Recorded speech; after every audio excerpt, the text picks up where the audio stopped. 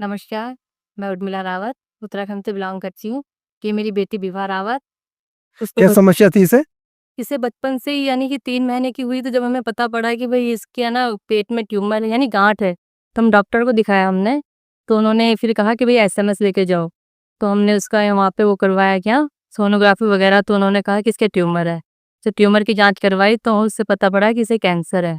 जी, तो कैंसर है फिर इसका ऑपरेशन चला यानी कि 3-4 महीने कंटिन्यू। फिर हम इनकी थेरेपी वगैरह भी कराई तो ये बिल्कुल परफेक्ट हो गई थी 3 साल में। 3 साल में परफेक्ट हो गई थी फिर ये यानी कि हमें पता ही नहीं पड़ा, हमने भी ध्यान नहीं दिया कि जब ये 12 साल की हुई तो अचानक एक बार ये खेलते-खेलते इसके पेट में दर्द हुआ। तो हमने देखा कि भई इसके पेट में क्यों दर्द हुआ? फिर हमने डॉक्टर के पास लेके गए हम। इन्होंने कहा कि भई इसके यानी कि चेकअप वगैरह कराओ।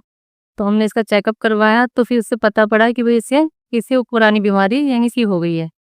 तो फिर हमारे को यानी कि बहुत समस्या हो गई, यानी कि टेंशन से आ गए थे हम सबके घर वाले कि भई अब क्या होगा? इतनी बड़ी हो गई, यानी कि भगवान अगर उठाता तो पहले ही उठा देता बचपन में, अब फिर से इसकी यानी बीमारी यानी उत्पन्न हो गई है। मैंने सब टेंस हो गए। तो फिर हम डॉक्टर के पास ले गए तो उन्होंने कहा कि भई थेरेपी चलेगी इसकी। तो इसकी 4 सर्किल या 5 सर्किल तो थेरेपी चली। तो फिर जब चेकअप करवाया तो कोई इम्प्रूवमेंट हुआ नहीं, यानी बीमारी बढ़ गई। फिर डॉक्टर ने कहा कि भई इसको तो बीमारी बढ़ गई है, यानी कि ज़्यादा ही हो गई थी, तो यानी कि लास्ट स्टेज है। तो फिर माइंड अपसेट हो गया। फिर एक हमारे हैं जी, महेश जी हैं, चाचा हैं, यानी हमारे परिवार के ही हैं। जी। उन देखिए चाचा जी हैं, चाचा जी। ये ठीक है। तो उन्होंने यूट्यूब में देखा था हंसराज सर का, आपका चैनल भी, तो हम फिर वहाँ यहाँ लेकर आए उसे भीलवाड़ा। जी। तो भीलवाड़ा लेकर था तो मन में ऐसा था कि यार जब डॉक्टर ही ठीक नहीं कर पाए तो यहाँ कहाँ से क्या ठीक होगी। ठीक बात है। पर यानी कि जब दवाई ली यहाँ पे आए हम तो थोड़ा इम्प्रूवमेंट हुआ, 1 महीना यानी दवाई ली तो थोड़ा इसमें सुधार आया, यानी इसकी हलचल भी सही रही, ग्लो भी आया इसके चेहरे में। कैसा लग रहा है आपको? तो देना अच्छा लग रहा है यहाँ पे। जी, मैं यहाँ से तो आप बता पाएँगे विभा आपने क्या-क्या परहेज़ रखे हैं?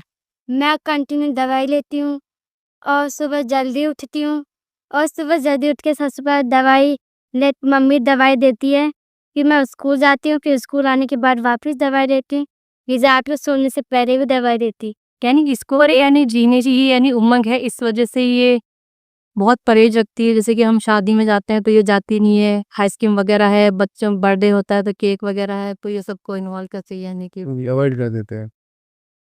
विभा किसी भी तरह की कोई कमज़ोरी वगैरह नहीं, पहले थी अब नहीं। अब नहीं रहती है, ठीक है। तो बता पाएँगे जो भी कैंसर पेशेंट अगर आश्रम के अपने ट्रीटमेंट के लिए आना चाहते, कुछ कहना चाहेंगे उनको? हाँ, कि यहाँ पे रेगुलर दवाई लेना, अन्न मत खाना और खरीद परहेज-वरहेज करना, और कहीं शादी-वादी में जाए तो वहाँ पे सिर्फ फ्रूट्स और सलाद खाए।